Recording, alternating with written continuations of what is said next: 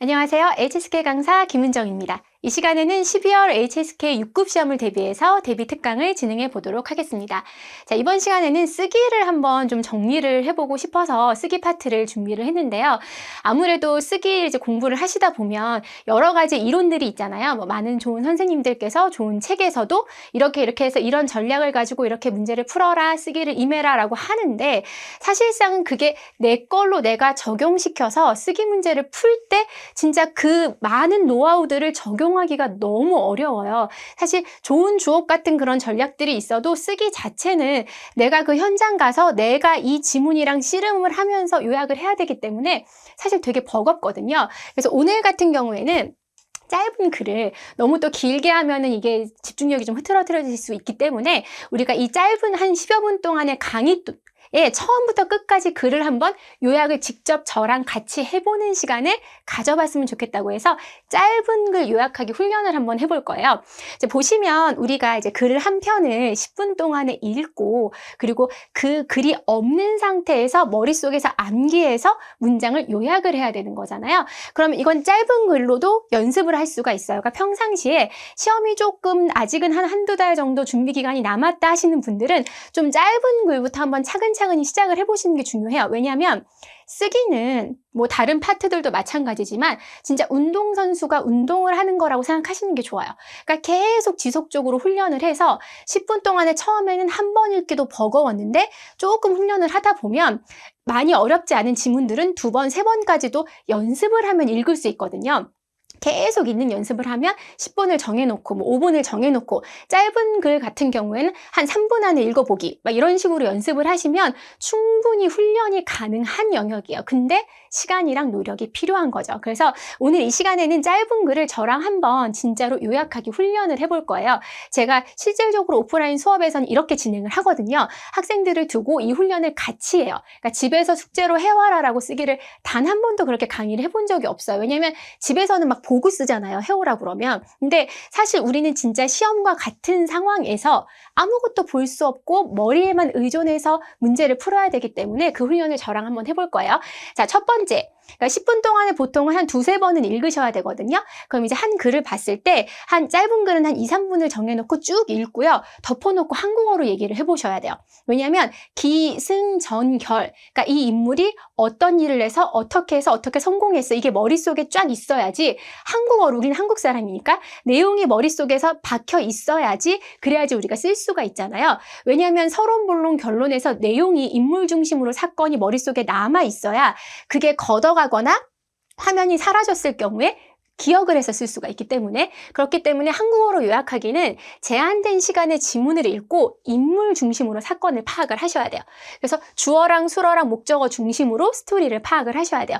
원래 문장에는 예를 들어서 굉장히 잘생기고 멋있는 누군가가 어떠어떠한 곳에서 무슨 일을 했어 라고 하잖아요. 그러면 이런 수식어고는 필요 없어요. 그가 뭘 했어 만 가지고도 메시지가 파악이 되잖아요. 우리가 1000자를 400자로 요약하는 거기 때문에 그런 군더더기들은 다 빼고 스토리의 핵심인 인물과 사건을 기억해서 쓰시면 된다라는 거예요. 그래서 한국어로 지문을 보지 않고 내가 이제 정해진 시간 동안 읽어요. 그리고 덮어놓고 한국어로 얘기를 해보는 거예요. 누가 어디를 가서 영감을 받아서 그걸 발명품으로 만들어서 결국은 시장에서 굉장히 큰 호응을 받아서 성공을 했다더라. 이 전체 내용이 이거구나라고 머릿속에 넣어야 지문을 걷어가도 쓸 수가 있는 거니까요. 그리고 나서 중요한 건 뭐냐면 혼자만 해보고 끝나면 안 되잖아요. 내가 했던 해석이 맞는지 안 맞는지가 중요하잖아요. 오역을 진짜 많이 하시거든요. 그러니까 이 내용이 아닌데 내가 막 지어내는 거예요. 소설을 쓰는 경우도 되게 많기 때문에 반드시 한국어로 된 해석을 가지고 확인을 하셔야 돼요. 내가 이거 해석한 게 맞는지 안 맞는지. 그래서 한국어 해석과 대조해서 확인을 해서 주요 내용을 확인을 해보셔야 된다는 거예요. 그러고 나서 2번째 읽을 때에는 내가 요약해놓은 얘기들 있잖아요. 그러니까 중요한 내용이 얘가 어디를 갔대. 그래서 영감을 받았대. 그래서 발명을 했대. 이러한 중요한 핵심이 되는 문장들이 중국어로 어떻게 표현됐는지를 확인하는 거예요. 왜냐면 내가 스스로 중작을 하면 굉장히 한국어적인 문장이 나올 수도 있고 실질적으로 본인이 중국어를 좀 잘해요. 그래서 머릿속으로 이 내용을 기억하고 자기가 이제 그걸 써요. 누가 어디 갔대. 자기식으로, 자기 문장으로. 그러면 좋은 점수를 못 받아요. 최대한 원문에서 사용했던 단어 원문에서 사용했던 표현, 그 구조를 그대로 사용하셔야만 좀 좋은 점수를 맞을 수 있거든요. 왜냐면 그게 중국인의 화법이니까요. 그래서 토플 같은 경우에 예전에도 제가 대비 특강 때 말씀드린 적이 있는데 같은 어휘를 그대로 쓰면 점수를 잘 못 받는데요. 유사 표현을 써줘야지만 점수를 받는다고 해서 선생님 HSK도 그런가요? 라는 질문을 많이 받았었거든요. HSK는 싱크로율이 높을수록 성적이 잘 나와요. 그러니까 최대한 이 원문에서 다뤘던 그 단어, 그 구조, 그 문장을 쓰시는 게 중요한 거거든요. 그래서 내가 써야 될 그 한국어 내용을 중국어로 확인하시는 게 좋아요. 그래서 써보는 거, 서론, 본론, 결론으로 요약하는 거. 말은 이런데 직접 해봐야죠. 그래서 오늘은 요 좀 짧은 문장, 한 300~400자 되는 짧은 문장으로 한번 연습을 해볼 거예요. 처음부터 천자로 연습하는 게 버거울 수가 있어요. 그래서 한두 달 정도 시험 여유가 있으신 분들은 짧은 글에서 조금씩 분량을 300자, 500자, 700자 이렇게 늘리면서 진짜로 운동선수 훈련하듯이, 그리고 한 1~2주 정도 남겨두신 분들 같은 경우도 짧은 글부터 연습을 해보세요. 그러니까 버거워하지 마시고 쉬운 거부터 안 하는 것보다는 한 일주일 정도 연습하시면 그게 조금 늘어날 수 있거든요, 실력이. 그래서 짧은 글로 저랑 한번 연습을 해보도록 할게요. 자, 우리가 첫 번째 해야 될 것은, 자, 한 2~3분 동안에 혼자 좀 읽을만 하신 분들은 화면 멈춰놓고 2~3분 동안 한번 얘를 읽어보세요. 아니면 제공이 되는 자료를 가지고 한번 읽어보세요. 그래서 덮어놓고 화면 보지 말고 무슨 내용인지 한번 한국어로 얘기를 해보는 게 바로 첫 번째 한국어로 요약하기 훈련입니다. 근데 저는 이제 같이 해볼 거예요. 자, 일단은 인물 중심으로 가라고 해서 빨리 갈 거예요.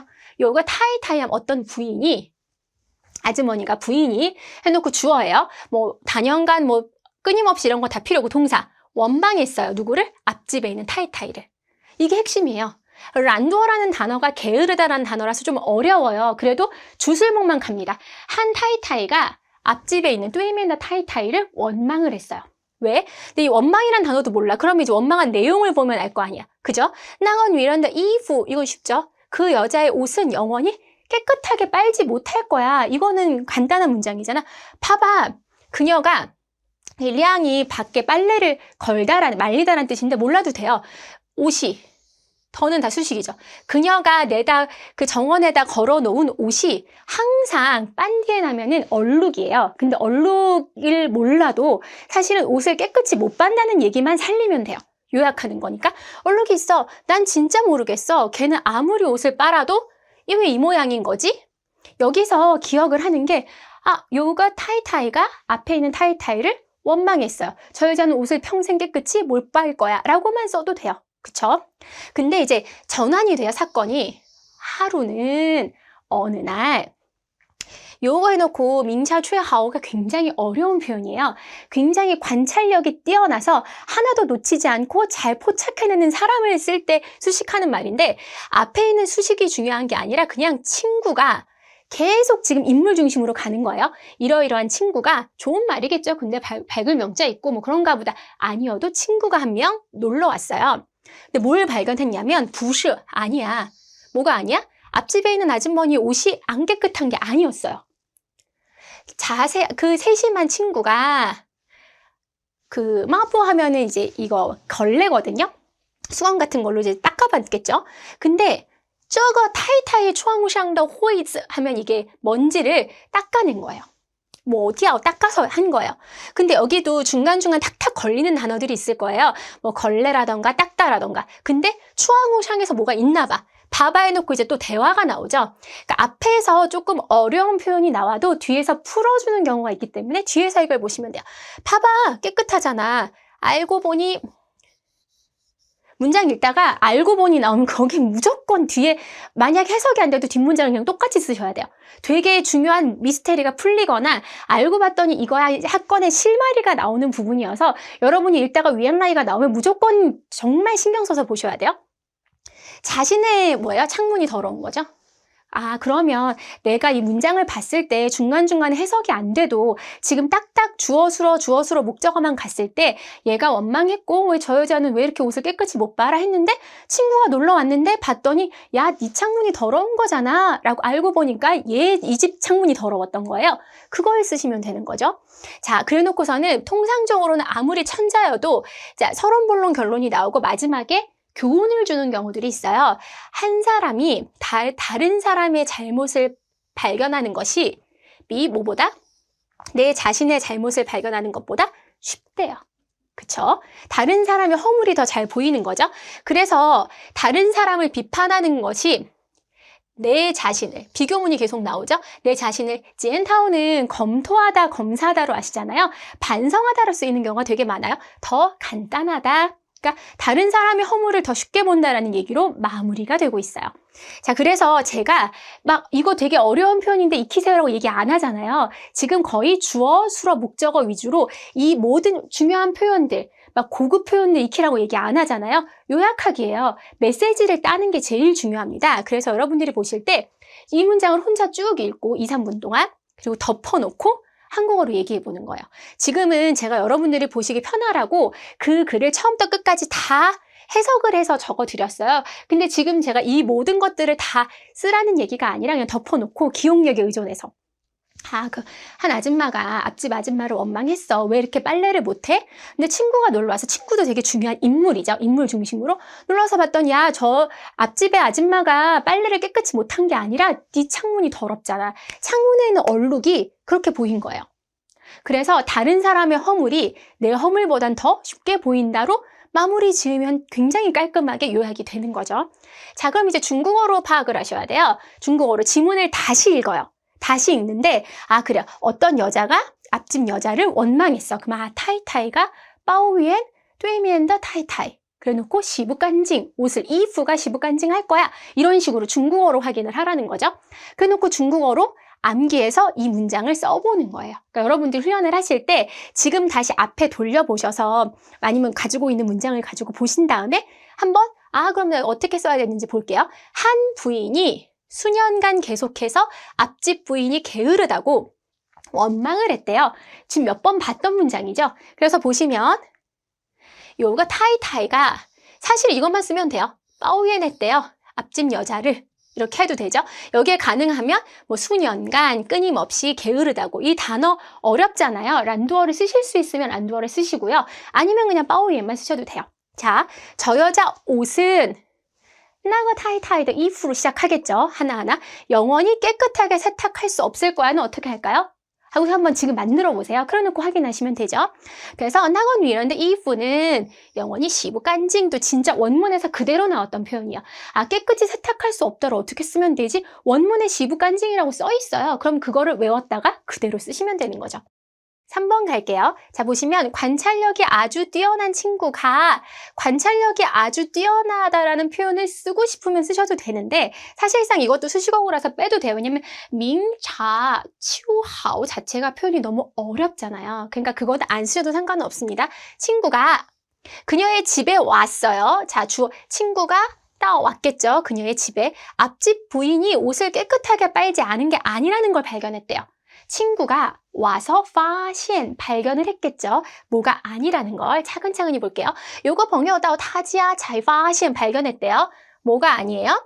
앞집의 부인이 또이면다 타이타이가 옷이 시부간징한 게 아니라는 걸 발견했다. 사실상 이제 이거 보기 전에 한번 진짜 중작을 해보시고 원문이랑 확인하셔서 표현이 파시엔을 먼저 쓰고 무시 뭐뭐가 아니었어 해놓고 또이면더 타이타이 이프가 시부간징한 게 아니었어 라고 문장을 쓰는 연습을 해보시면 돼요. 알고 보니 原来 자신의 창문이 自己的窗户 이렇게 쓰시면 되는 거죠. 그래서 자신의 自己家的窗户가 짱러 더러웠던 거예요. 한 사람이 다른 사람의 잘못을 발견하는 것이 자신의 잘못을 발견하는 것보다 쉽다. 어려워 보이지만 발견하는 것이 주어, 뭐뭐보다 비교문을 쓰시면 되죠. 그럼 한 사람이 파시엔 발견해요. 비에런더 다른 사람의 추어 우를 써놓고 뭐뭐보다 파시엔 뭘 발견해요? 쯔지더 추어를 발견하는 것보다는 롱이하다. 아무리 긴 문장이어도 주어, 수로, 목적어 틀을 잘 잡으면 문장을 쓰실 수가 있다라는 거예요. 그래서 보시면 그쵸? 이거는 파시엔 비에런더 추어 종 쓰셔도 되고요. 비 파시엔 쯔지더 추어 롱이 이렇게 가는 거죠. 사실상 이게 간단해 보여도 이거를 완벽하게 여러분들이 한국어로 기억을 했다가 이 문장을 중국어로 재현해내는 것이 쉽지는 않습니다. 어려우신 분도 있고 쓰더라도 자기 식대로 써서 조금 더 고급 표현, 조금 더 매끄러운 표현을 여기 원문에서 공부하시면서 배울 수가 있는 거거든요. 멋있는 미사여구를 배우라는 게 아니라 진짜 중국인이 깔끔하게 주어수로 목적 위주로 얘기했던 그 구조를 원문을 통해서 공부하시는 거. 그러니까 오늘 이 방법으로 제가 오프라인에서도 학생들을 많이 훈련을 시키잖아요. 이게 짧은 시간 동안에 빠르게 그리고 아주 안정적으로 어떤 지문이 나와도 수식어가 많고 복잡한 지문이 나와도 이렇게 주어수로 목적어 위주로 한국어로 기억했다가 덮어놓고 중국어로 다시 보면서 재현해서 쓰는 훈련이 제일 확실하고 짧은 시간 동안에 실력이 조금 부족하신 분이나 실력이 높으신 분이나 다 공통적으로 적용될 수 있는 훈련법이에요. 그래서 강의를 보시고 나서 여러분들이 지금 시험이 얼마나 남아있는지 상관없이 짧은 글부터 연습 안 하는 것보다 훨씬 더 효과적일 거예요. 그러니까 한 문단이라도 내가 이렇게 식으로도 파악해서 제대로만 쓰면 몇 점이라도 점수가 올라갈 수 있으니까 여러분들께서 지금 남은 기간 동안에 짧은 글로라도 조금씩 연습해서 중국어, 한국어로 요약하고 중국어로 요약하고 원문이나 해석 확인하시면서 공부하시는 것을 조금은 더 쉬운 방법으로 접근하셔서 진짜로 넘기 힘든 벽이죠. 우리에게 쓰기라는 것은. 자, 이렇게 차근차근히 연습하셔서 쓰기 통해서 좋은 성적 거두시길 바라면서요. 이번 수업 여기서 마무리 짓도록 하겠습니다.